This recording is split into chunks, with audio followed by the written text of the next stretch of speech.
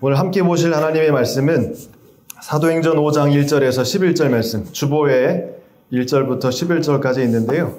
제가 한 절, 여러분들 한 절 함께 교독하도록 하겠습니다.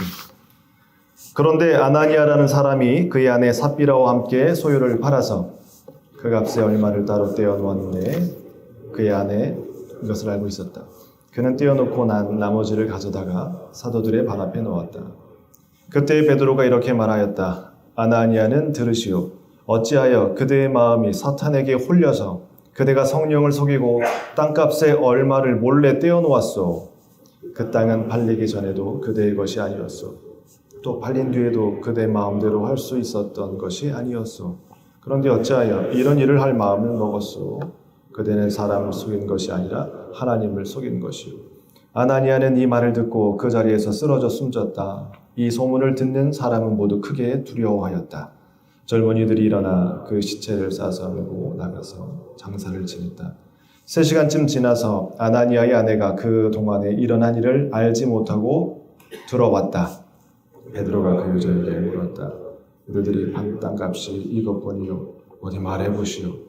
그 여자가 대답하였다. 예, 그것뿐입니다. 베드로가 그 여자에게 말하였다. 왜 그대들 내외는 서로 공모해서 주님의 영을 시험하려 하였소. 보시오. 그대의 남편을 묻은 사람들의 발이 막 문에 다다랐으니 그들이 또 그대를 메고 나갈 것이요. 그러자 그 여자는 그 자리에서 발 앞에 쓰러져서 숨졌다. 젊은이들이 들어와서 그 여자가 죽은 것을 보고서 메어다가 그 남편 곁에 오더다. 함께 읽겠습니다. 온 교회와 이 사건을 듣는 사람들은 모두 크게 두려워하였다. 아멘. 오늘 말씀의 제목은 발목을 잡는 장애물이라는 제목으로 말씀 나누고자 합니다. 3월이 시작됐습니다. 1월, 2월 여러분들 수고하셨고 이제 또 새 달이 주어졌고 새 날이 주어졌습니다. 어떻게 연초에 세운 계획들은 개인적이든 공적이든 잘 어떻게 실천하고 계신지요? 저는 여러분한테 약속했던 거 기억나시나요? 네, 고개 끄덕끄덕 해주셔서 감사합니다. 엘리베이터 저희 사용하지 않고 올라갈 때는요, 계단 사용하기로 한 거 잘 지키고 있습니다. 네, 잘 지키고 있고요. 하츠 본사가 12층이고요. 우리 이제 벽산 본사가 14층인데 열심히 잘 오르고 있고 전철에서도 에스컬레이터 안 타고 계단으로 이용하려고 하고 있습니다. 그리고 주말에는 이렇게 험한 산은 아니고요. 얕은 산 이렇게 조금씩 가고 있고요. 하체가 올 한 해는 튼튼해질 것 같습니다. 예. 근육은 거짓말 안 하거든요. 내가 노력한 만큼 이게 드러나는 게 이제 근육인 것 같습니다. 여러분들은 어떻게 잘 하고 계시나요? 네. 개인적으로 하신 약속들. 만약에 하지 못하고 있다면 여러분들의 발목을 잡는 장애물은 무엇입니까? 계획은 했어요. 근데 몇 번 시도하는데 또 멈췄어요. 그 멈추도록 만든 장애물은 무엇인가요? 오늘 좀 그런 말씀을 좀 나누고 싶습니다. 뭔가 시작을 했는데 끝을 본 경험이 얼마나 되십니까? 자동차 왕이라고 하죠. 포드에게 누가 질문했어요. 성공이란 무엇입니까? 라고 질문했더니 포드가 이렇게 말합니다. 성공은요, 혹시 당신 시작한 거 있습니까? 네, 있습니다. 그 시작한 걸 끝까지 밀고 나가서 결국은 끝내는 거, 그게 성공입니다. 라고 그냥 아주 간단 명료하게 말했는데 그게 저한테 울림이 컸습니다. 여러분들 시작한 일은 많죠. 근데 끝을 찍어본 게 있습니까? 그게 되게 중요하겠더라고요. 내가 만약에 책을 한 권 시작했다면 첫 페이지를 열었다면 마지막 페이지까지, 만약에 우리가 성경을 읽는다면 창세기를 열었다면 마지막 요한계시록까지, 내가 운동을 하기로 했다면 내가 근육을 발달시키든 아니면 어떤 힘을 키우든 그거를 맛볼 때까지, 아니 단을 딸 때까지 또 끝까지 가는 것이 되게 중요한 것 같습니다. 시작한 것들이 많죠. 근데 끝까지 가지 못했다면 왜 못했습니까? 발목을 잡는 장애물은 무엇입니까? 언어를 공부를 하기로 했는데, 책을 읽기로 했는데, 뭔가 배우기로 했는데 시작했다가 멈춘 것은 무엇입니까? 잠깐 한번 생각해 보셨으면 좋겠어요. 왜 멈췄을까? 뭐 때문에 멈췄지? 게으름? 나태함? 아니면 동기부여가 안 돼서? 아마 여러 가지 이유가 있을 거라고 생각합니다. 저도 인생을 살고 언젠간 죽겠죠. 그럼 제 장례식에 누군가 오신다면 아마 저를 어떻게 평가할까요? 아마 한 문장으로 평가할 것 같습니다. 아니면 한 단어로. 그 사람? 참 좋은 목사님이셨어. 그 사람? 아니야. 옥사이긴 한데, 아니야. 그러니까 사람을 평가할 때 한 단어나 한 문장으로 이렇게 표현이 되어지는 것 같아요. 그래서 질문 한번 드려봅니다. 나를 설명할 수 있는 마지막 단어는 무엇입니까? 누군가가 아니라 여러분들 스스로가 나에 대해서 지금까지 살아온 삶을 정리해 본다면 여러분들 삶을 설명할 때, 나를 설명할 때 마지막 단어는 무엇입니까? 이게 되게 중요합니다. 한번 지금 생각해 보시죠. 나를 설명하는 마지막 단어는 무엇인가? 그게 왜 중요하냐면요. 여기 파란 글씨 있죠? 보이시면 한번 천천히 같이 읽어보겠습니다. 시작. 자신을 최종적으로 표현할 수 있는 그 단어가 자신의 정체성이자 방향입니다. 전 목사입니다. 그리고 하나님의 말씀을 전해야 될 사명을 가지고 여기에 섰습니다. 저의 마지막 단어는 하나님의 말씀입니다. 그리고 말씀을 전하는 통로입니다. 정말 좋은 통로가 되는 것. 그리고 그 통로를 통해서 여러분들이 잘 알아들을 수 있도록 잘 전달하는 것. 네. 그게 저의 마지막 단어. 전달, 통로, 하나님 말씀. 저의 그 정체성이고 방향성입니다. 여러분들 한번 각자 한번 생각해 보시죠. 여러분들의 마지막 단어는 무엇인가요? 자, 우리 잠깐 분위기를 좀 전환하기 위해서 우리 옆에 잠깐 누가 앉으셨는지 보실까요? 행복한 사람은 인사의 범위가 넓다고 합니다. 저도 여러분들 이름 암기하려고 열심히 노력하고 있는데 아직도 못 외우고 있습니다. 네, 더 노력하겠습니다. 만날 때 이름을 불러주면서 인사하면 참 기분 좋으시죠? 이름 모르고 인사하는 것과 이름을 알고 인사하는 것은 하늘과 땅 차이인 것 같습니다. 그래서 여러분들 옆 사람과 우리 인사 안 하고 시작한 것 같아요. 그래서 인사 한번 하고 시작하겠습니다. 인사 한번 하시죠. 옆 사람 보시고. 네.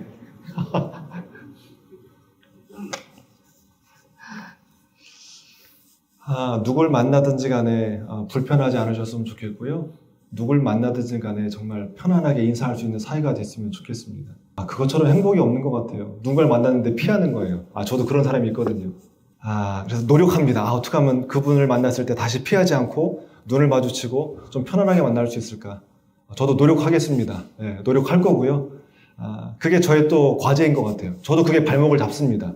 과거의 상처, 과거의 아픔이 그분을 못 만나게 하고 또 그분을 만나면 긴장하게 되고 두렵게 만들고 다 있으실 거예요. 근데 저도 멈추지 않겠습니다. 다시 도전하겠습니다. 그런 것들이 굉장히 중요한 것 같아요. 멈추면 끝나버리지만 뭔가 다시 시도하고 도전하려고 하면 한 걸음 더 앞으로 나아가게 되는 것 같습니다. 저 사실 우리 성가대 분들한테 저 누구 닮았냐고 했을 때 애니메이션에 강아지가 나오거든요. 그게 무슨 애니메이션인지 모르겠는데 코코. 네. 코코의 애니메이션에 강아지가 나오는데 되게 중요한 역할을 한다고 합니다. 근데 그걸 보자마자 저랑 똑같이 생겼다고. 그래서 저를 이제 강아지로 그렇게 얘기해 줬는데 그것 때문에 말씀하신 거죠? 고맙습니다. 여러분들은 만약에 욕망이 발동돼서 괴물이 된다면 어떤 괴물이 되실 것 같습니까? 상상해 보십시오. 어떤 괴물이 될까요? 자, 한 괴물을 여기 나온 등장인물 가운데 한 괴물을 소개할까 합니다. 잘 보십시오. 이게 눈입니다. 눈 하나가 겁나게 커져가지고요. 이제 눈만 커진 괴물로 바뀐 겁니다. 이 사람은 어떤 욕망이 커진 걸까요? 여러분들 몰카. 몰래 보는 관음. 이게 관음 괴물입니다. 몰래 남의 거 훔쳐보고 몰래 사생활 훔쳐보고 이 욕망이 커지니까 결국은 어떻게 되는가? 그 괴물아의 종양이 커져가지고 결국은 이 눈덩이 하나만 커져가지고 눈이 커져가지고 아파트 꼭대기에 올라가서 뭐 하나 관찰하고 다 이렇게 관음증 저렇게 변해버린 거예요. 자, 두 번째. 이 겁나 큰 거인입니다. 잘 보이십니까? 마치 그 헐크처럼 몸이 엄청나게 큰 플로팅 괴물이라고요. 근육 괴물입니다. 아마 이 분은 어렸을 적에 되게 왜소했나 봐요. 욕망이 근육 있고 힘이 센 사람이 됐으면 좋겠다. 그래서 그 욕망이 발휘돼서 저렇게 어마어마한 그 근육 괴물이 된 겁니다. 또, 자, 세 번째. 잘 안 보이실 것 같은데 혹시 저부터 공개하겠습니다. 저 고등학교 때 달리기 12초 6 나왔습니다. 자, 12초 6보다 더 빠르신 분. 자, 우리 한번 공개해 주시죠. 세훈 씨 혹시 몇 초 나왔습니까? 잘 뛰실 것 같은데. 네. 혹시 사장님 몇 초 나오셨습니까? 100m. 중3 때 11초. 중3 때요? 와. 자, 11초 때 나왔습니다. 자, 더 앞에 계십니까? 앞에 계시면 계십니까? 저 육상 괴물인데요. 달리기를 그렇게 잘하고 싶었었나 봐요. 괴물로 변하니까 허벅지가요. 장난 아닙니다. 달리기 겁나 빨리 뛰고요. 그렇게 이제 그 육상 괴물로 바뀌었고요. 마지막 괴물. 잘 안 보이시겠는데 온몸이 털로 다 뒤덮였어요. 머리칼로. 이 사람이 머리가 없습니다. 그래서 그 욕망이 뭐냐면 머리 좀 많았으면. 그래서 결국은 그 머리 많은 욕망 때문에 괴물이 됐는데 머리가 엄청나게 긴 이 괴물로 바뀌어지게 된 것입니다. 재밌죠? 재밌으면서도 무섭습니다. 예, 우리가 겉보기에는 다 점잖은데 과연 욕망이 커져가지고 욕망의 괴물이 된다는데 과연 여러분들 어떤 모습으로 변해될지 전 강아지로 궁금합니다. 예, 그게 실체죠. 결국은 나의 모습은 어떤 모습이냐? 내가 욕망하는 모습입니다. 좋은 것을 욕망한다면 좋은 모습이 되겠고 좋지 않은 걸 욕망한다면 좋지 않은 것으로 사람이 바뀌겠죠. 결국은 내 모습은 내 마지막 모습으로 결정된다. 내 욕망의 모습으로 결정된다는 겁니다. 그래서 무엇이 발목을 잡는지 잘 확인하셔야 돼요. 그러지 않으면 그 발목을 잡힌 것 때문에 여러분들 넘어집니다. 더 이상 성장하지 못합니다. 오늘 저는 한 부부를 소개할까 합니다. 이 부부가 정말 기독교인이고요. 처음 교회 때 정말 헌신하는 부부였고요. 이름도 너무 멋집니다. 이제 그 부부를 소개할까 합니다. 너무 멋진데 그 멋진 모습 이면엔 그 마음에 어떤 욕망이 있었고 그 욕망이 이 두 부부를 어떻게 괴물로 바꾸고 끝이 어떻게 끝나는지 좀 공개하려고 합니다. 처음 교회는 이런 모습이었어요. 교회 안에 있는 구성원들 가운데 가난한 사람이 한 사람도 없었어요. 다 부자만 있었나? 아니요. 지지리도 가난했는데 가난한 사람들이 한 사람도 없었다는 얘기는 뭐냐면 이렇습니다. 제가 성경을 보니까 믿는 분들이 한마음 한뜻이 돼서 정말 자기 있는 재산을 사유하지 않고 다 공적으로 같이 다 내놓고 함께 쓰는 거예요. 그리고 이게 모자랄 경우에는 집이 있거나 땅이 있는 분들은 쉽지 않은데 그걸 팔아가지고 헌금합니다. 사도들이 누구냐면 예수님의 제자에게요. 그럼 예수님의 제자가 뭐 하냐면 성도님들 가운데 믿는 사람들 가운데 가장 가난하고 또 돌봄이 필요한 곳에 그 자원을 흘려보냅니다. 그래서 처음 교회 모습이 가난한 사람이 하나도 없다라고 기록합니다. 정말 아름다운 모습이고 우리가 회복해야 될 모습이고 그때 당시에 이런 공동체가 없었어요. 그렇기 때문에 굉장히 주목을 받았던 모습이 바로 처음 교회의 모습입니다. 얼마나 아름답습니까? 이게 욕심이 어디에서 생기는가? 내 것. 근데 욕심이 어디에서 사라지는가? 이게 우리의 모든 것. 이게 되게 중요한 것 같아요. 이랬는데 이제 사람들이 집을 팔고 땅을 팔아서 헌금하잖아요. 그게 참 아름답고 귀해 보였나 봐요. 근데 그것에 대한 욕심이 생긴 이 부부가 생겼습니다. 여보, 우리 가진 거 좀 팔아서 우리도 헌금합시다. 근데 다행히 이 남편의 얘기를 들은 삽비라가 또 오케이 해줬어요. 그래서 두 부부가 같이 생각을 하고 집을 팔아서 땅을 팔아서 헌금합니다. 자, 이름을 볼까요? 자, 아나니아 이름의 뜻, 삽비라 이름의 뜻. 되게 좋더라고요. 아나니아 이름은 하나님은 은혜롭다라는 뜻이고요. 삽비라는 아름답다라는 뜻입니다. 주적씨, 이름의 뜻이 있죠. 네, 준자가 무슨 주자고 혁자가 무슨 혁자입니까? 예, 재혁씨, 쏘리, 재혁씨, 예. 무슨 뜻입니까? 그 이름에 어떻게 걸맞게 살고 계십니까? 어떠십니까? 오케이, 굿, 좋습니다. 맞아요. 저도 빛날 혁자에다 두루 주자거든요. 세상을 두루 비춰라. 그렇게 걸맞게 살려고 노력하고 있습니다. 그게 되게 중요한 것 같아요. 내가 어떠한 방향을 가지고 어떤 목적을 가지고 살아가느냐, 그게 되게 중요한 것 같습니다. 아마 아나니아와 삽비라도 부모님이 하나님은 은혜롭다, 너의 삶을 통해서 그걸 좀 전해라. 삽비라한테 너 정말 아름다운 인생을 통해서 하나님의 아름다움을 전해라, 이렇게 이름을 지어주셨는데 잘 살아왔어요. 결혼도 잘했어요. 그리고 처음 교회 교인이 돼서 잘 섬겼습니다. 그런데 그리고 그쵸, 소유를 팔아서 뭔가 헌금한다는 거 쉽지 않습니다. 그런데 더불어 같이 상의해서 소유도 팔았고요. 그리고 보니까 그걸 헌금까지 했습니다. 자, 이게 이 아나니아와 삽비라가 보여준 겉모습이에요. 우리가 본받아야 될 모습이고 참 존경해야 될 모습입니다. 그런데 사람은 겉모습으로 다 판단이 안 됩니다. 이제 속모습을 보여드리겠습니다. 자, 집을 팔았어요. 얼마가 나왔는지 모르겠습니다. 집을 팔고 돈이 이제 보이잖아요. 돈이 딱 보이니까 손에 쥐어지니까 이제 욕심이 생긴 거예요. 그래서 그 집 판 돈을 어떻게 해요? 얼마를 감춥니다. 근데 그거를 옆에 있던 아내가 봅니다. 그러면 아내가 여보 그거 하나님 앞에 헌금하러 했다면 다 해야지 그렇게 감추면 안 되죠 라고 얘기를 해줬어야 되는데 아내도 돈에 대한 욕심이 있었는지 보고 슬쩍 넘어갑니다. 자, 그런 다음에 그 판 값을 헌금하는데 이렇게 얘기합니다. 저 빨간 글씨 한번 보이시면 같이 한번 읽어볼게요. 시작. 돈의 일부를 가지고 와서는 전액을 가져왔다고 말했습니다. 다 팔고 일부를 감춘 다음에 지금 예수님의 제자 사도 앞에 와서 헌금할 때 이거 전액이라고 이야기하면서 헌금합니다. 자, 질문 드립니다. 아나니아와 삽비라 속에 무엇이 있었는가? 한번 따라서 해볼까요? 감추다. 다시 한번 감추다. 속이다. 네. 왜 감췄을까요? 당연히 돈에 대한 욕심이 없는 사람이 어디 있겠습니까? 다 있죠. 저도 있습니다. 그런데 중요한 건 뭐냐면 돈에 대한 욕심은 다 있습니다. 그런데 그 돈에 대한 욕심이 과하면 어떻게 되는가? 감추게 됩니다. 그리고 왜 속일까요? 전액이라고. 저는 이렇게 좀 봤어요. 여러분들 타인의 인정받는 거 그리고 칭찬받는 거 모두 다 소중합니다. 그런데 이게 과하면요. 이제 속이면서까지 인정받으려고 합니다. 돈에 대한 욕망, 타인에 대한 인정받는 욕망 모두가 보편적인 욕구입니다. 욕망입니다. 그런데 이게 과하거나 도에 지나치게 되면 마치 종양처럼 자기에게 힘이 주어지고 또 과잉이 되면 이게 어떻게 되는가? 돈을 보며 감추게 됩니다. 사람의 인정을 위해서 속이게 됩니다. 이 아나니아와 삽비라가 이 두 가지를 동시에 진행하게 된 거죠. 부끄러움을 감추기 위한 것이 아니라 더 가지기 위해서 감추고요. 더 드러내 보이기 위해서 자기를 속입니다. 성경에 이렇게 기록합니다. 제가 읽어드릴게요. 그리고 돈의 일부를 가지고 와서는 전액을 가져왔다고 말하였다. 이런 속임수는 물론 그의 아내와 함께 꾸민 일이었다. 자, 보십시오. 겉보기에는 참 선행이었습니다. 아름다운 모습이었습니다. 그런데 속은 탐욕으로 가득 차 있었습니다. 결국은 그 탐욕은요, 감추게 했고요, 속이게 했습니다.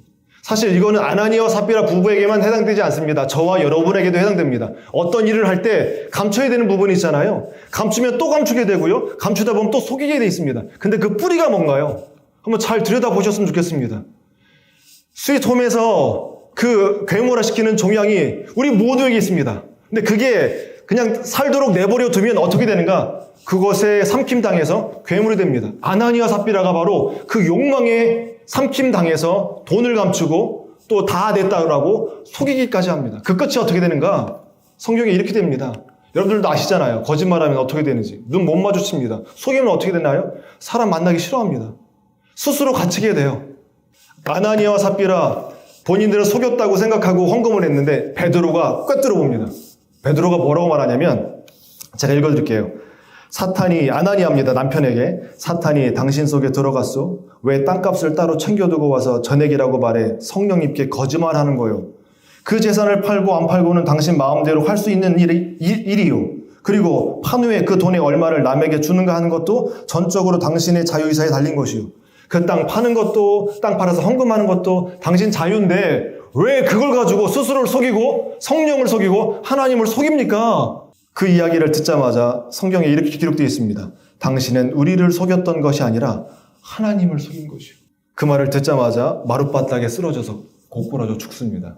이 남편이. 그리고 이제 젊은 청년들 데리고 장사하러 보냈고요. 그 다음에 3시간 뒤에 아내 삽비라가 들어옵니다. 베드로가 똑같이 물어봅니다. 이 헌금한 거 땅판 전액이요? 삽비라, 네. 또 거짓말한 거예요. 이때 베드로가 말합니다. 어쩌자고 당신은 남편과 공모하여 하나님의 영을 시험하시오. 당신 남편을 묻고 들어온 젊은이들이 지금 막 문 밖에 있어. 당신도 그들의 손에 운반되어 갈 것이요. 베드로의 말이 채 끝나기도 무섭게 그 여인도 마룻바닥에 거꾸러져 죽었습니다. 가장 아름다운 초대교회에 가장 비극적이 일어난 첫 번째 사건이 이 사건이에요. 성경에 왜 이런 비극적인 얘기를 기록해 놓았을까요? 좀 아름답고 참 해피엔딩으로 끝나면 더 좋을 텐데 아닙니다. 정확하게 아닌 건 아니라고 그 사건을 정확하게 드러냅니다.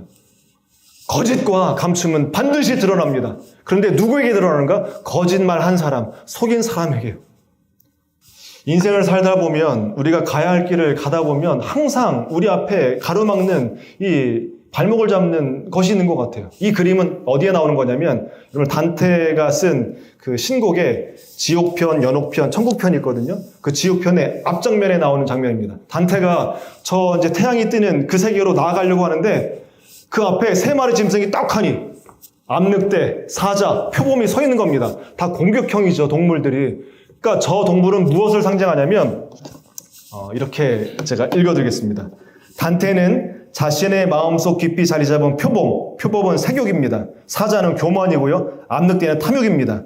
이라는 죄를 제거하지 않고는 천국으로 가는 정거장인 영원옥으로 들어갈 수 없다. 무슨 말씀이냐면 모든 인간에게는 이 세 마리 짐승이 다 있다는 거예요. 교만함, 탐욕, 음란함. 우리가 뭔가 앞을 향해서 전진하려고 하면 요 세 마리 짐승이 앞에 딱 있어가지고 우리를 가지 못하게 만든다는 거예요. 이것에 우리가 어떻게 반응해야 될까요? 그래서 안내자가 필요합니다. 그 발목을 잡는 것을 넘어설 수 있는 도와주는 안내자가 필요합니다. 저는 오늘 말씀을 이제 정리합니다. 여러분들 항상 기억하십시오. 요거 한번 읽어보겠습니다. 시작. 항상 내면의 목적, 수단, 동기를 살피십시오. 아나니아와 삽비라가 하는 행동은 우리가 겉으로 보기엔 선한 행동입니다. 근데 거기에 뭐가 들어갈까요? 불순한 동기가 들어가면 불순한 행위로 그 모든 행위는 변질됩니다. 또 한 가지, 제가 소년심판에서 김혜수 씨가 했던 명대사인데요. 제가 읽어드릴게요. 성경을 읽기 위해서 촛불을 훔치지 말래요. 다시 한번요. 성경을 읽기 위해서 촛불을 훔치지 말래요. 왜냐하면 수단이 타락하면 목적이 오염된다고요. 아무리 선행이고 목적이 좋아도 수단이 타락하면 결국은 목적이 오염되게 된다는 겁니다. 그래서 목적이 무엇인지 늘 살피십시오. 그 목적을 이루기 위해서 어떤 수단을 쓰고 있는지 살피십시오. 더 중요한 건 눈에 보이지 않는 여러분들의 마음의 동기가 무엇인지 살피십시오. 그것은 같이 가야 됩니다. 목적이 순수하다면 수단도 순수해야 되고요. 동기도 순수해야 됩니다. 근데 그 어느 것 하나가 타락하면 변질되어지고 오염지게 됩니다. 그 사례가 누구냐면 오늘 아나니아와 삽비라입니다. 마지막 시 한 편 여러분들한테 드리고 말씀 정리하도록 하겠습니다. 여러분들은 여러분들 자신 안에 있는 선과 악 중에 무엇이 작동하도록 여러분들 스스로를 동기부여하십니까? 그리고 여러분들 있는 옆에 동료들, 또 함께 일하는 우리 직원들에게 여러분들은 그 상대방에 있는 선을 이렇게 작동하도록 도와주고 계시나요? 아니면 악이 작동하도록 도와주고 계시나요? 그런 내용의 시입니다. 읽어드리겠습니다. 선한 영향력이 있으니 박노해. 자신 안에 자리한 악의 능력을 끊임없이 상기시키는 자가 있다. 자신 안에 커오는 선한 능력을 쉼없이 고무시키는 자가 있다. 그는 어느 쪽인가? 나는 어느 쪽인가? 악은 선을 삼켜야만 연명할 수 있으니 선은 악에 맞서야만 커나갈 수 있으니 그러나 선하니여 악에게 자신을 내어주지 마라. 위선을 떨치고 선함을 지켜라. 진실로 선한 사람은 나쁜 사회에서도 자기 영혼을 잃지 않고 좋은 삶을 사는 사람, 아무리 작아도 선한 존재는 그 자체로 어두운 세상의 등불이니 아무리 무력한 듯해도 선한 사람은 선한 존재 자체로 내뿜는 영향력이 있으니 진실로 선하게, 끝까지 선하게. 사랑하는 여러분, 3월이 시작됐습니다. 어떤 마음으로 시작하셨나요? 그리고 3월에 여러분들의 목적은 무엇입니까? 그 목적을 이루기 위해서 어떤 수단을 사용하시겠습니까? 오늘 성경은 우리에게 가르쳐줍니다. 감추지 마십시오. 속이지 마십시오. 탐욕의 노예가 되지 마십시오. 여러분들 안에 있는 선한 힘을 잘 사용할 수 있도록 여러분도 여러분들 자신을 지키시고 여러분들의 동료도 지켜주셨으면 좋겠습니다. 그것만이 공동체가 건강하게 가야 할 길로 갈 수 있는 힘임을 오늘 말씀은 우리에게 가르쳐줍니다. 기도하겠습니다. 사랑의 하나님, 삶의 목적이 무엇인지, 목적을 이루는 수단이 무엇인지, 그 수단 이면에 우리 마음의 동기가 무엇인지 가만히 살펴봅니다. 때로는 악한 마음으로, 때로는 속이는 마음으로, 때로는 탐욕의 눈이 멀어 우리가 말하고 행동했던 것들을 회개합니다. 주여 도와주셔서 3월 한 달 매일매일 우리 목적과 수단과 동기가 무엇인지 잘 분별하게 도와주셔서 선한 목적과 선한 수단으로 선한 마음과 동기로 우리 모든 일에 임할 수 있는 벽산의 모든 임직원분들 다 되실 수 있도록 주님 인도하여 주옵소서. 악한 마귀 일절 틈타지 못하도록 도와주시고 가야 할 길을 묵묵히 정진해 나가는 우리 모두가 될 수 있도록 주님 축복하여 주옵소서. 예수님의 이름으로 기도드립니다. 아멘. 지금은 우리 구주 예수 그리스도의 은혜와 하나님 아버지의 무한하신 사랑하심과 성령님의 교통하심이 오늘도 주님의 말씀을 마음에 품고 바른 목적과 바른 수단과 바른 동기로 이제 우리의 모든 일에 임하기로 다짐하며 일터로 나아가는 벽산의 모든 임직원분들 위해 지금부터 영원토록 함께 하시길 간절히 축원하옵나이다. 아멘.